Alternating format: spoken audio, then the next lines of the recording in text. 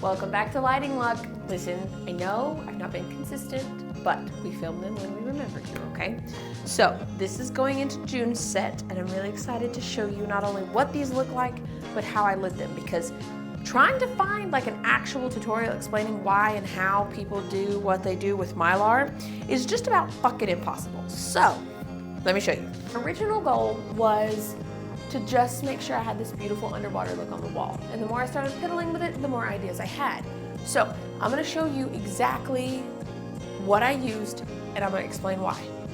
First and foremost, if you know, you know, Lenny the Light, he is our pal. I have him pointed straight down to the Mylar, because that's what's giving us the underwater effect. Now, the more you move this around, the different the effect will be, okay?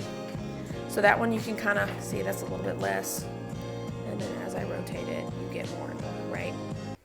So we'll leave it there for shits and giggles for right now. Now, I did add a fan to this because it did add a little extra oomph. Now, for my colored light, I used one of my light bars, and I used the Scion because I loved the way the blue looked, and she also wore blue. And then for my fill light, I used my little newer panel, and it just added a little extra oomph. Now, this is the only thing I did to light this. Now, I want to talk about a couple of the things that came up while I shot this set because it bugged the shit out of me. First of all, if you've never worked with Mylar, shit's slick, okay? So be careful. Second, as you stood here, I noticed that I was getting hella shadows on the wall. So I did mess with my light a little bit here, and I was paying attention to the shadows that my body on the floor was causing on the wall because it kind of did mess up this. So keep that in mind. You can also flank. So I have two of these. So my little blue light over here, you can flank from both sides to bring in the blue too. We ended up doing that at the end. I just don't have the other one with me. And be aware of the fact that when you move, the Mylar is going to move with you. Now, in some cases, it'll look great. Some it won't. So keep that in mind when you're shooting on this Mylar.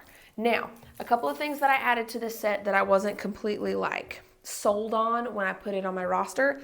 These are little fake diamonds and fake ice cubes. And we added a little bit of wet set to it, and it just kind of amplified the look, right? And you can do 1,000 things on Mylar.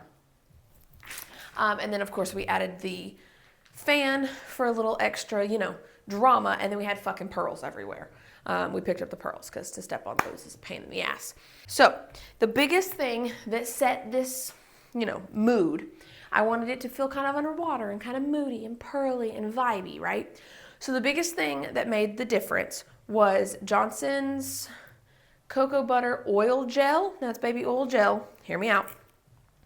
And I keep an extra clear lens filter in my bag for all intensive purposes.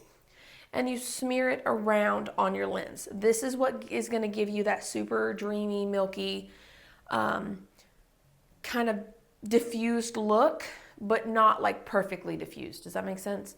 And you'll see in a few of the pictures that I'll post. And it just kind of adds. Now I do fight with this a little bit.